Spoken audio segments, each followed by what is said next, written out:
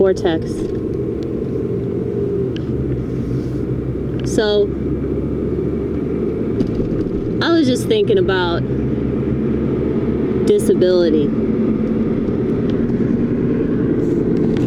You guys ever think about disability? Well, I think about it a lot. I think about it a lot in relation to mental illness. As you know, we have some of that. I really hate how people use it as a crutch, or they use it as a get out of personal responsibility free card, okay? You see this more than you don't. And I just mentioned in the previous video that people are using autism as an excuse to be mean to people. And you know, they do it with everything. They do it with mental illness, they do it with physical illness. But I've noticed that people with physical illnesses don't do it anywhere near as much as people with mental illnesses. And I have some friends of mine at church that have a son who is blind, and they told me that he gets very, very angry when people try to do anything for him. And I get that. I really, really get that.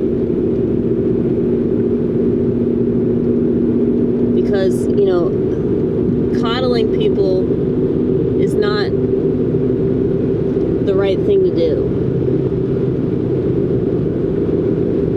And it's not just wrong because you're making the grand assumption that that person needs that from you. But it's basically like, I think it's very, very socially irresponsible. So you're not really encouraging people to do what they can with what they have. You're just encouraging them to focus on what they don't have and to sit around and whine about it, okay? And look at that cloud. I think the clouds are pretty cool.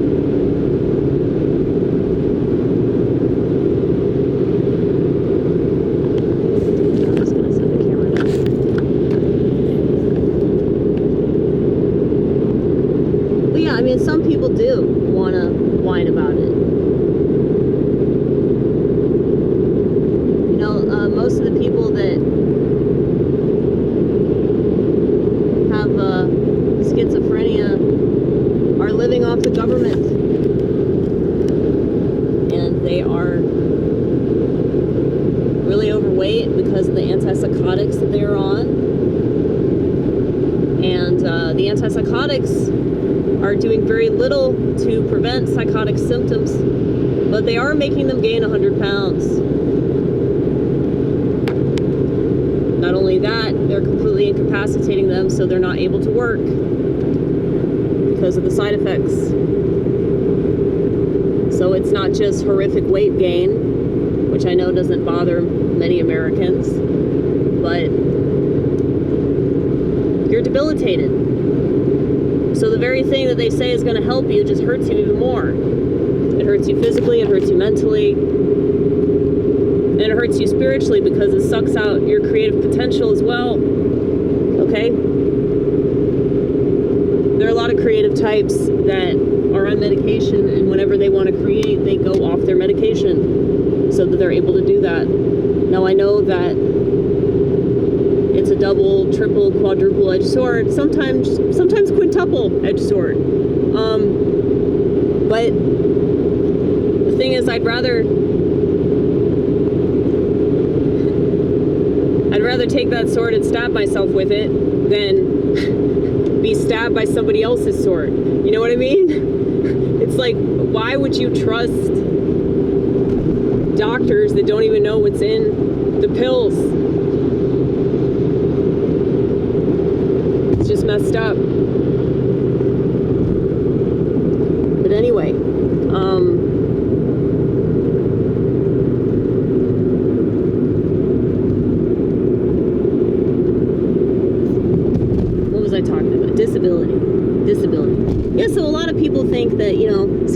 is a disability, or they think that depression is a disability. They think that any kind of problem whatsoever is a disability. That's how they treat it. Well, here's the thing, and if you just have faith that eventually you'll solve that problem, it won't be a problem anymore. You know, you'll learn how to live with it and deal with it and not play victim about it and feel sorry for yourself because you have to live that way. You know what I mean? And I think that very few people really understand that. My friend Todd is going blind. He's been losing his sight ever since his brother committed suicide. And he has I never can pronounce this right. Macular degeneration. I don't remember.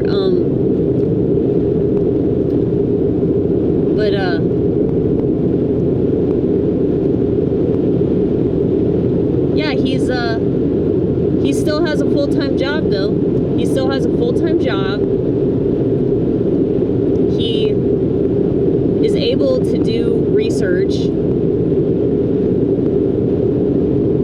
So, like, he can still see somewhat.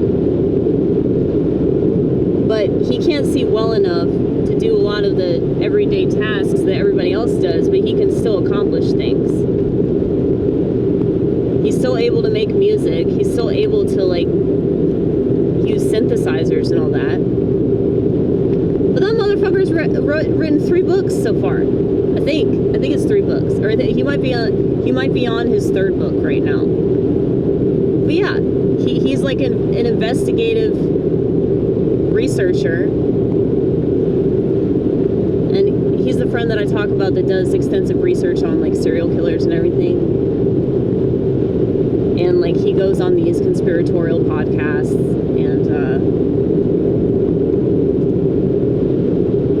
what's that one radio show? Forgot the name of it. But it's oh shit, we almost hit that wall. Did you see that?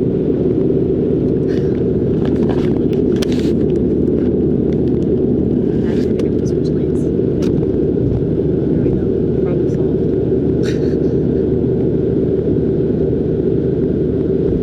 But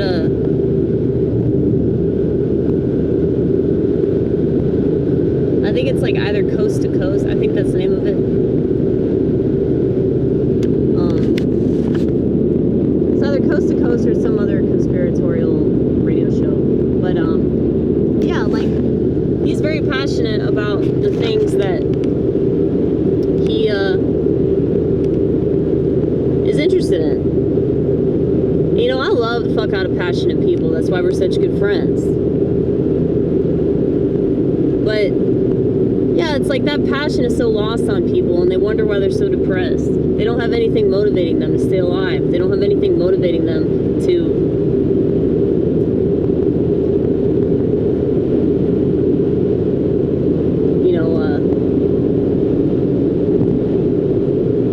live on a regular basis and like really process anything that they experience.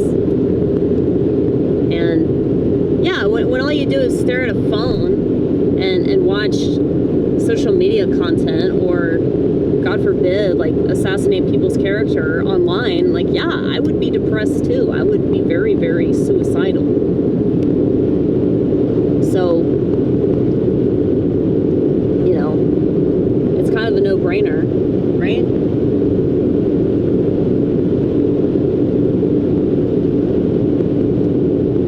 And what's interesting is that the more simple-minded people are, and by simple-minded, like in this particular context that I'm using right now, you know, I'm talking about, you know, wise people, okay? People that aren't of the world. Those people know that social media is bad. Those people know that technology is bad. Those people know that you shouldn't trust politicians. You know? Isn't that crazy? Isn't it crazy that the smarter ones can't seem to figure this shit out?